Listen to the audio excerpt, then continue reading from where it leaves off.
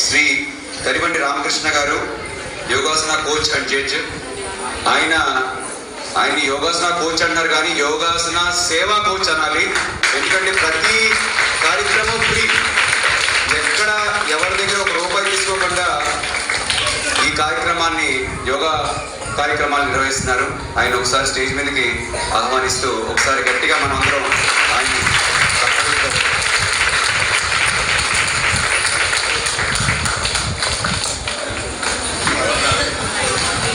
విష్ణుమూర్తి గారిని ఒకసారి పైకి రావాల్సిందిగా.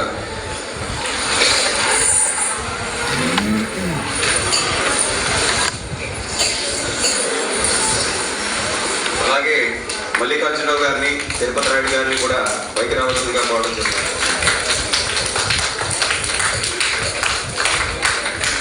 ఒకసారి గట్టిగా చప్పట్లు.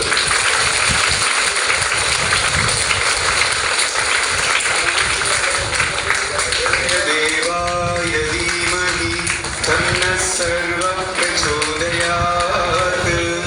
ఓం సాయిశ్వరాయ విద్మహే సత్యదేవాయ ధీమహి తన్నః సర్వం ప్రచోదయాత్. ఓం సాయిశ్వరాయ విద్మహే.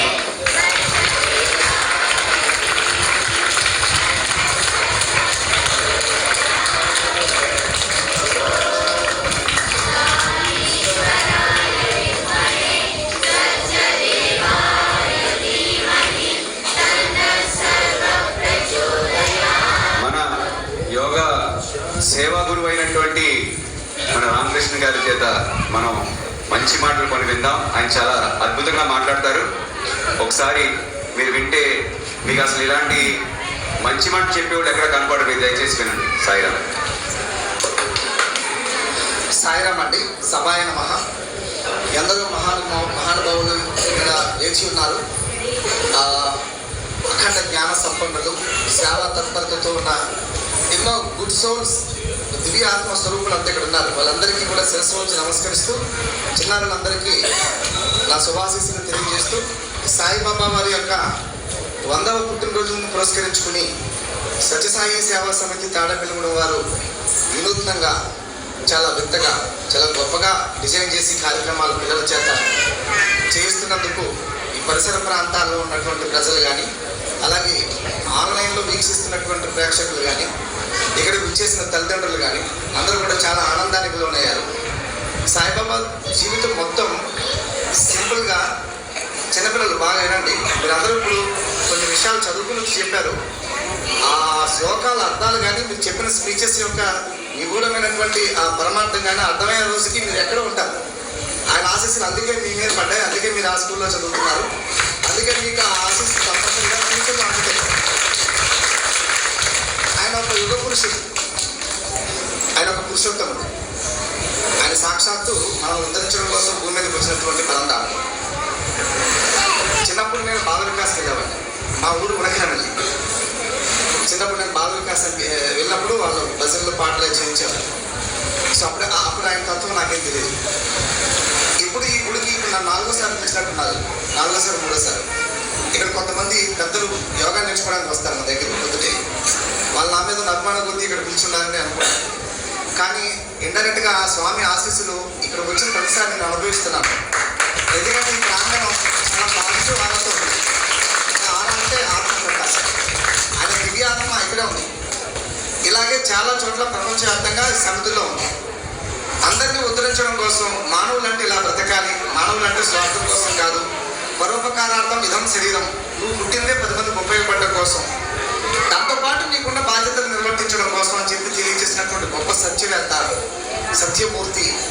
సత్యాన్ని ధరించి, సత్యాన్ని ఆచరించి మనందరినీ తరింపజేయడం కోసం సత్యాన్ని మనకిచ్చినటువంటి ఆ సత్యసాయి బాబా వారి యొక్క 100వ పుట్టినరోజు ఇక్కడ మనం జరుపుకుంటున్నందుకు, ఆ దాంట్లో మనం అందాక ఎవరో పెద్దలు చెప్పారు, ఈ కార్యక్రమంలో మనం పాల్గొనడం మన అదృష్టం అని చెప్పి విష్ణుమూర్తి మహాయ్య గారు.